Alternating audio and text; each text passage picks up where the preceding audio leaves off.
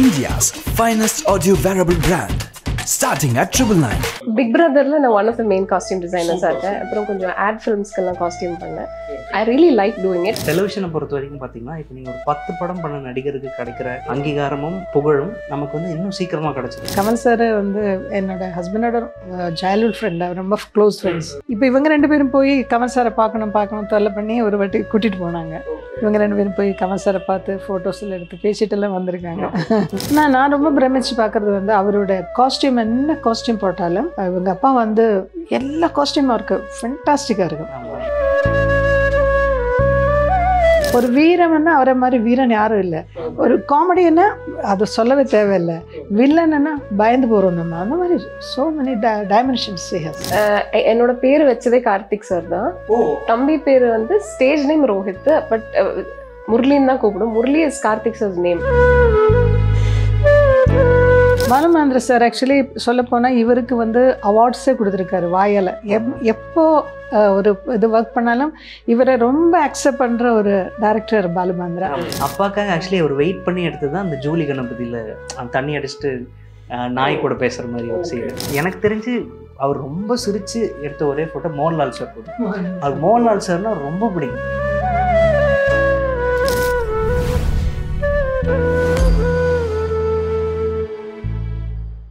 Bro, happy for you for actually சீரியல்ஸில் நிறையா பார்க்குறோம். ஸோ கையல் எப்படி போயிட்டுருக்கு ரோஹித்துக்கு? அதாவது சீரியஸாகவும் நிறைய போச்சு, காமெடியாகவும் இப்போ டுவர்ட்ஸ் காமெடி போயிடுது. இப்போ பார்த்துட்டு இருந்தீங்கன்னா உங்களுக்கு தெரியும். ஸோ அந்த ஜீனோடைய இது வந்திருக்குமே, ஆக்சுவலி நிறையா இன்புட்ஸ் அப்பவும் கொடுத்துட்டு போயிருக்காரு. ஸோ அது எப்படி ஹெல்ப் பண்ணுது கையலோடைய? கண்டிப்பாக அதுதான் ரீச். அதாவது டெலிவிஷனை பொறுத்த வரைக்கும் பார்த்தீங்கன்னா இப்போ நீங்கள் ஒரு 10 படம் பண்ண நடிகருக்கு கிடைக்கிற அங்கீகாரமும் புகழும் நமக்கு வந்து இன்னும் சீக்கிரமாக கிடச்சிடும். ஏன்னா தப்பிக்கவே முடியாது, பார்த்து தான் ஆகணும். இதெல்லாம் நீங்கள் படத்துக்கு போய் காசு கொடுத்து அப்புறம் போகலாம்பா அப்படிங்கிற மாதிரி இருக்கும். டிவிங்கிறது நீங்கள் அதுவும் எல்லார் வீட்லேயும் பார்த்தீங்கன்னா கொஞ்சம் வயசானவங்க இருந்தாங்கன்னா டெஃபினட்டாக அவங்க சாய்ஸ்க்கு தான் இருக்கும்.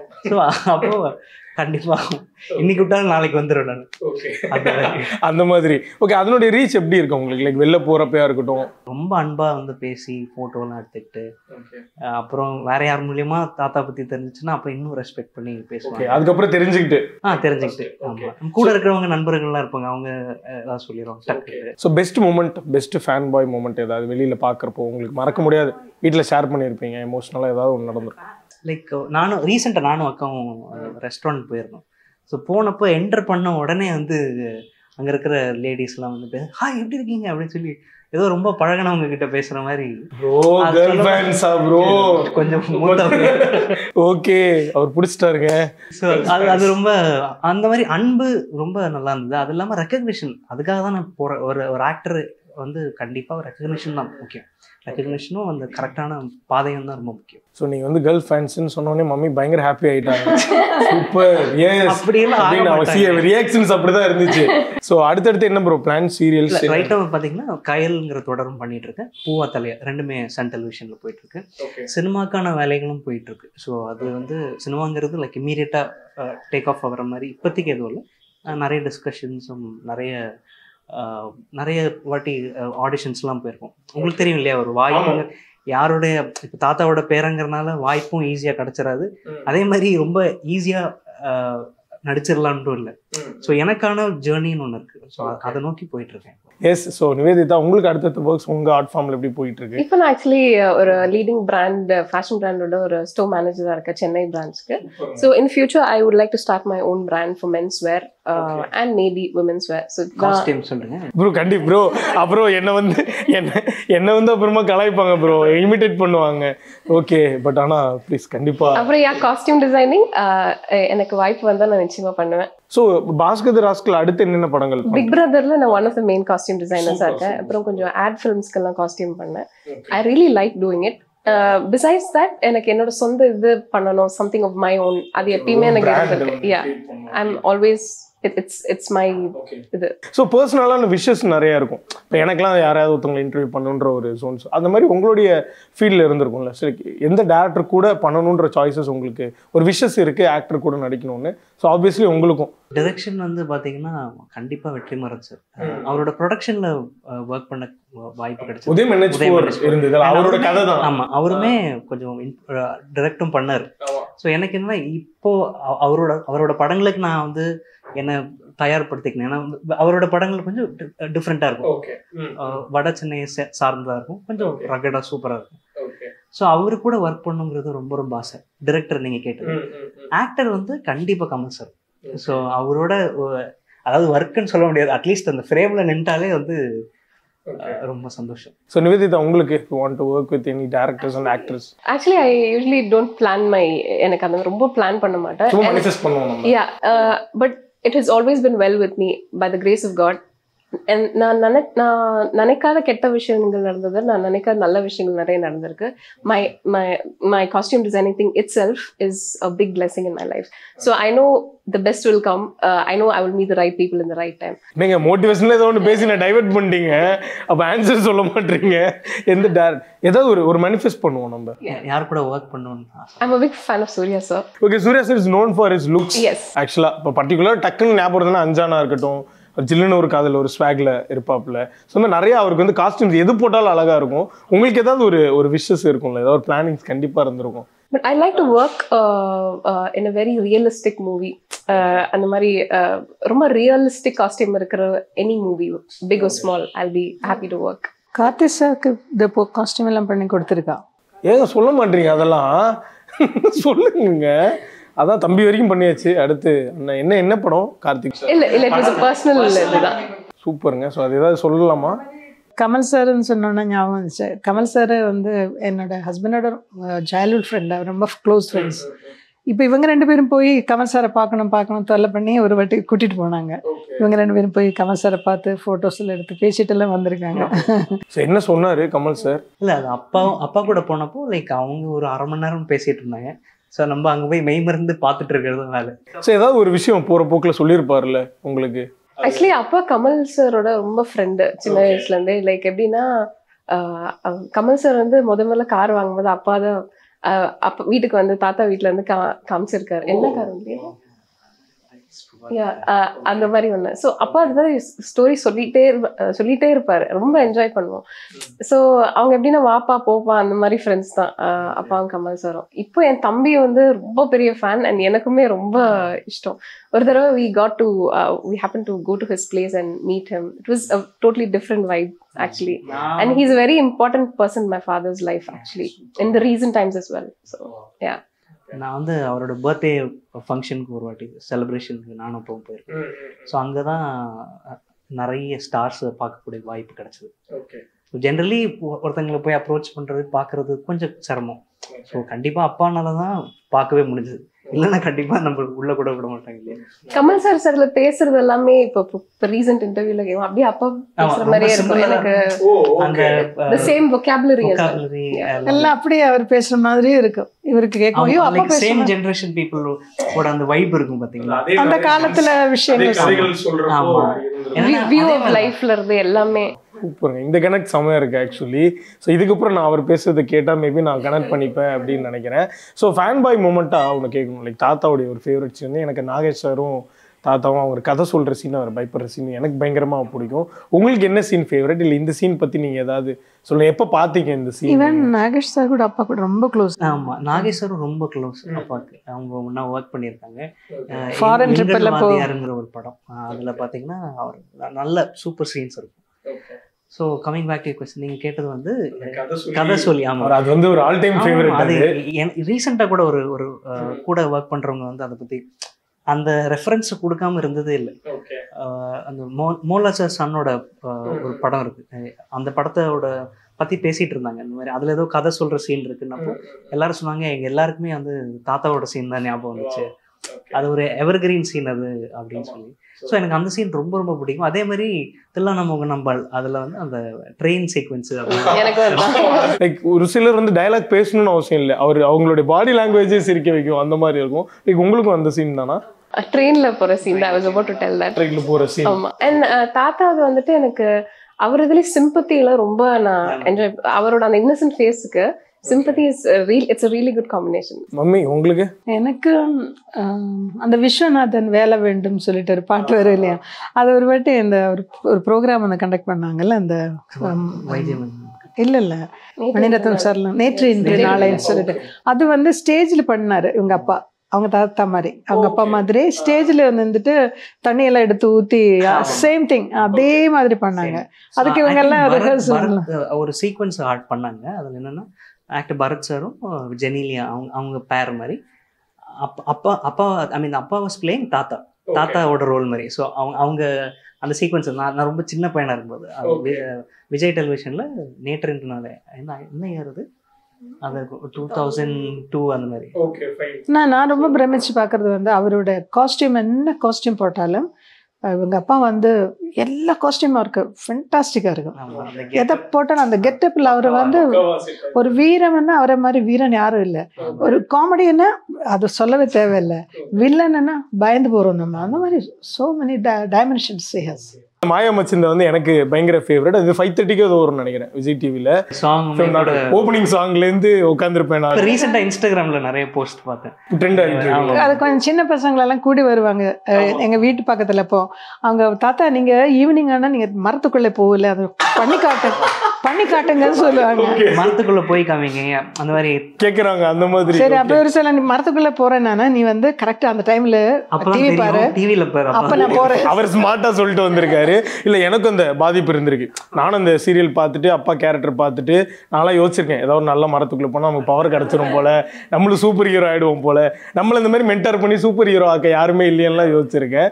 ஸோ நீங்கள் அதெல்லாம் பார்க்குறப்ப பயங்கர ஃபேன் நான். அதுக்கும் எனக்கு நான் ரொம்ப என்ஜாய் பண்ணுவேன்.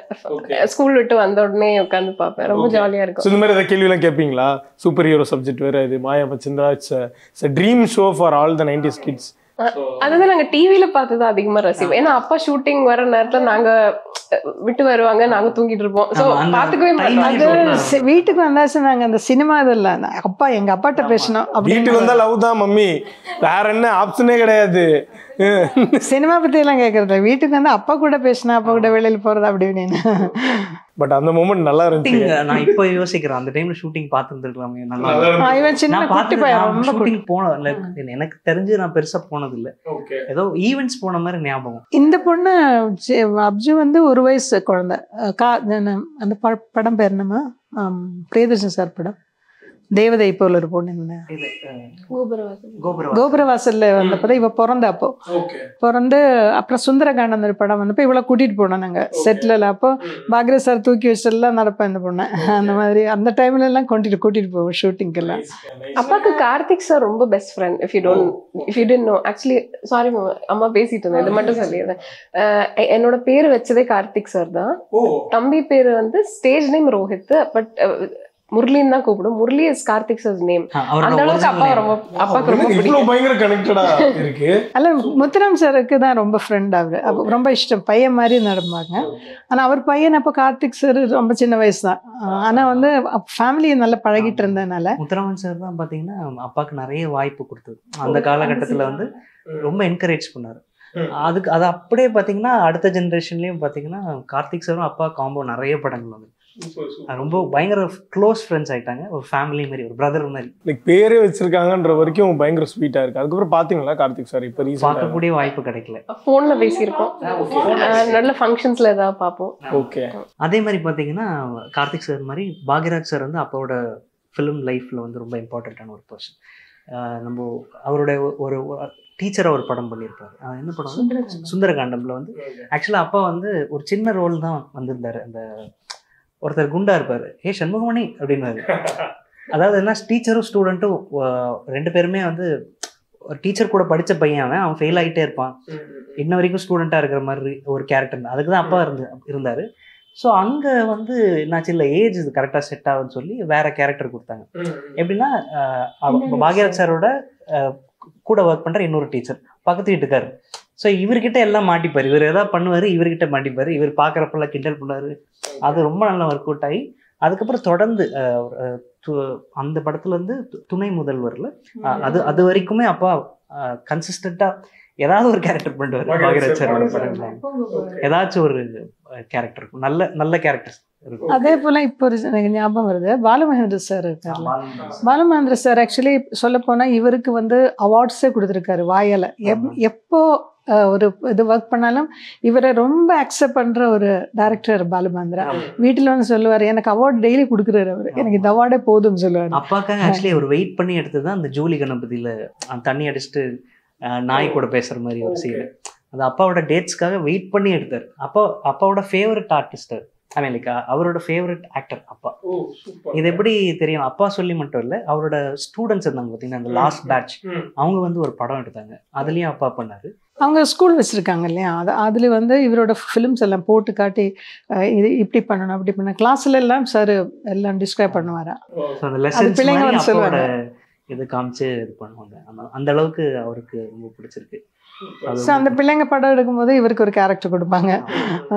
அப்பனால பாலுமேந்திர சாரையும் மீட் பண்ண எனக்கு ஒரு வாய்ப்பு கிடைச்சது. ஸோ அவர் ஏதாவது உங்களுக்கு இல்லை, அது என்னன்னா அது ஒரு ஃபன்னி இன்சிடென்ட். என்னன்னா பாலுமேந்திர சார் பார்க்கறதுக்காக அப்பா முன்னாடி போயிட்டு இருந்தாரு. நான் என்ன பண்ணிட்டேன், ஒரு 2 நிமிஷம் லேட்டாக வந்துட்டேன். யாரோ ஒருத்தன் வந்துட்டாருன்னு நினைச்சிட்டாரு.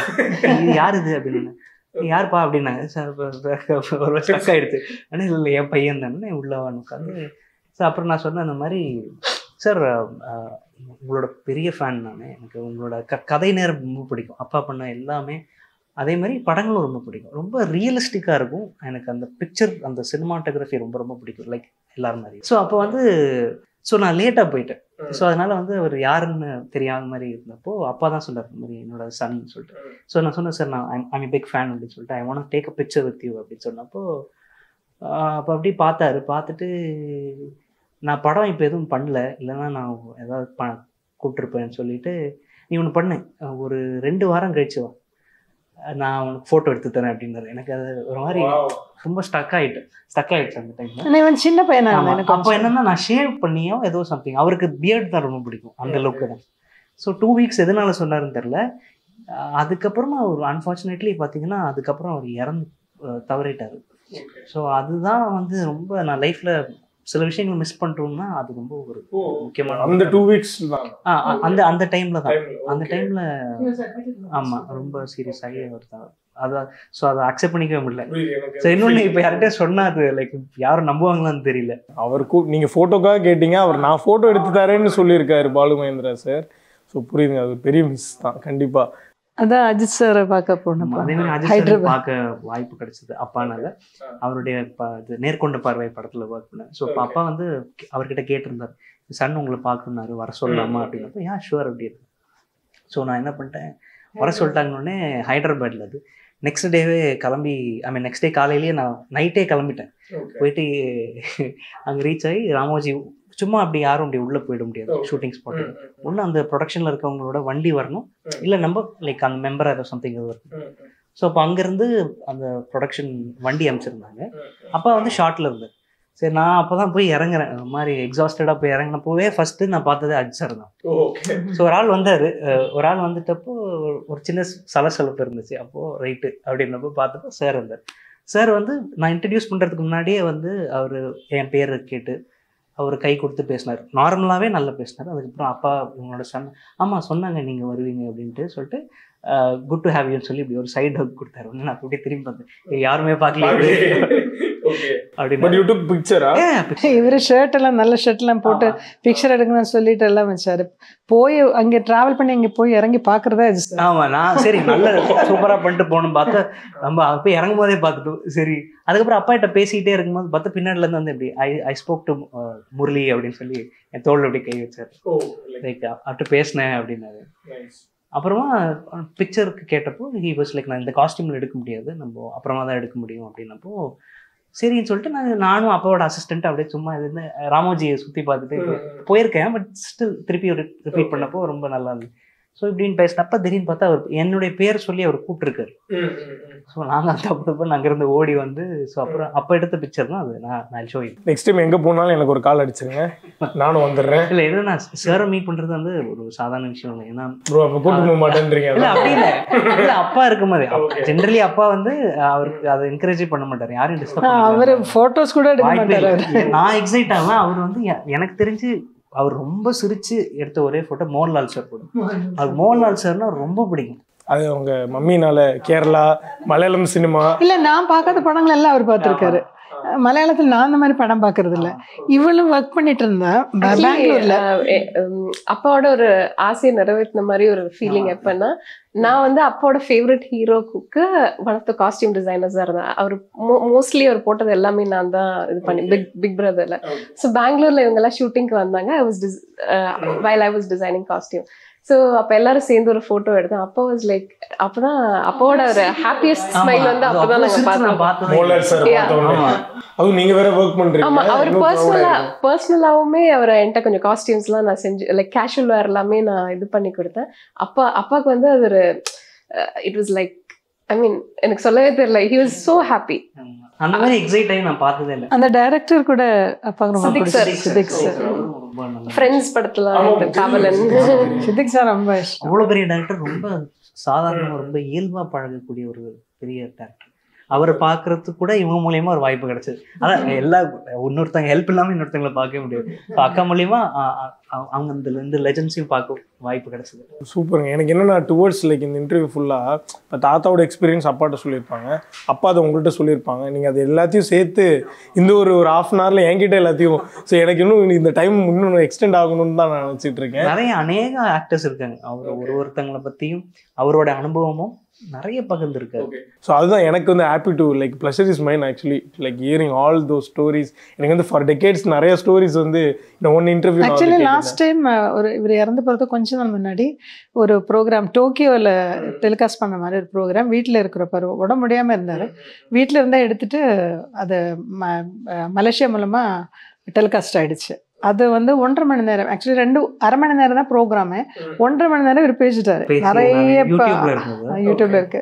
அதுலலாம் நிறைய இன்சிடென்ட்ஸ் இவர் சில விஷயங்கள் எல்லாம் சொல்லியிருக்காரு. அவரே பேசியிருப்பாரு. இன்னும் அப்பாவை பத்தி தெரியாத ஒரு முக்கியமான விஷயம் தான், he's a very very spiritual person. His contribution towards Christianity is like மலேசியால வந்து close to 60 churches வந்து அம்மாவும் அப்பாவும் ப்ரீச் பண்ணியிருக்காங்க. They spread the word of God. So அப்பாவுக்கு அந்த he also has the heart to help people, run a charitable trust. இது எல்லாமே இந்த சைடு யாருக்குமே தெரியாது, எங்கிட்ட மட்டுமே டிஸ்கஸ் பண்ண ஒரு விஷயம். So he was a very good Christian until his death. So he's a very devoted charity ரொம்ப மனசுக்குள்ள நிறைய சேரிட்டி இருக்கு. அது ஃப்ளரிஷ் ஆகணும், பிள்ளைங்க மூலமா கூட ஆகணும்ன்றது அவரோட ஆசை. Okay super. நான் சொன்னேன்ல நீங்கள் என்ன சொன்னாலும் மம்மி வந்து அப்பா கிட்ட தான் வந்து முடிப்பாங்க அப்படின்னு சொல்லிட்டு. ஸோ மம்மி நீங்களும் நிறைய இல்லை சில விஷயங்களை எனக்கு ஒரு அப்பா சொல்லி கொடுக்குற மாதிரி என்ன நிறைய விஷயங்கள் எனக்கு கற்று தந்திருக்காரு அவர். நிறைய நான் அவர்கிட்ட கற்றுக்கிட்டேன். அதனால தான் நான் அது இவருக்கு சொல்லி தருவேன். ஸோ தேங்க்யூ ஸோ மச்ங்க. Thank you. India's finest audio wearable brand, starting at 999.